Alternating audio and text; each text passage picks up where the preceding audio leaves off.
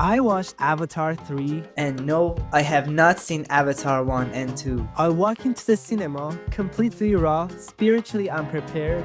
And honestly, I have a lot to say. And trust me, I did not expect to have this many opinions about this movie. If you're like me, someone who hasn't seen Avatar 1 or 2 but is thinking about watching Avatar 3 in theaters, jump to minute 5:29. The movie starts and right away I'm hit with my first surprise. These blue people, I still don't know what they're officially called, can apparently go to the land of dead and communicate with their dead relatives. Okay, cool. And then things get even weirder when I notice there's a human living among them. His name is Spider, and why does he look like rapper 69? The movie really tries to make him funny, but most of the jokes were painfully cringe. There were moments where I physically wanted to look away. A little later, I finally found out something. The blue people call humans pink skins or sky people, and apparently they are enemies, like full-on war enemies, which raises a very important question.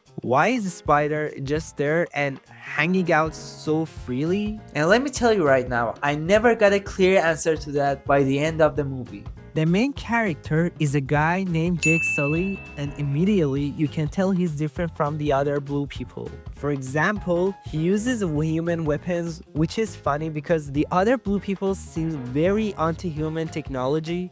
He's also called Torok Makto. I have absolutely no idea what that means, but every time someone mentions it, it causes problems for him. It's like being famous but only the bad parts. Another thing that really bothered me is Sully and his family have darker blue skin than the rest of the clan. Are they a different species, a different clan, or a different special edition? I guess that the clan is more sea-based. But then the bigger question hits me. What is Sully doing there among them in the first place? The family decides to move somewhere else so Spider can breathe. Everything is beautiful, peaceful music, and then boom. By the way, please like and comment on my video if you're enjoying watching it. They get attacked by a group of hunters who look like similar to the blue people but are clearly not on their side. Their leader is a woman named Vorong, and she's so badass, a genuinely solid villain. These hunters are obsessed with fire, which creates a cool contrast with the water-obsessed blue people. But then, it gets disturbing. They connect themselves to others, almost like fitting, and then they kill them. During the chaos, the kids escaped. Spider starts running out of air, and then Jake's daughter does something very weird. She connects Spider to nature. Or God, I don't know what to call. And suddenly Spider can breathe. Important detail, his skin does not turn blue. Which made me think, oh, this is also a religious movie now. Just when my brain is already overloaded, the movie introduces a military guy named Quaritch. He's working with humans. He wants to kill Sully, and he also wants to rob Spider because apparently Spider is his son. And this is where I officially say it out loud, what the f. Even with all these unanswered questions, I was still enjoying the movie. I never reached that point where I completely lost the story. It was confusing, yes, but somehow still engaging. Also, one funny thing I noticed is that things always work out for Sully. No matter how dangerous the situation is, something convenient always happens to save him. Okay, back to story. There's a scene where humans calibrate themselves and turn into blue skin bodies. And I'm like, so anyone can become blue now? Then how do blue people trust themselves? That felt like a massive security issue. After Quaritch teams up with the Hunter clan to find Jake, and wow, totally unpredictable by the way, the real story finally begins. And here's my biggest structural issue.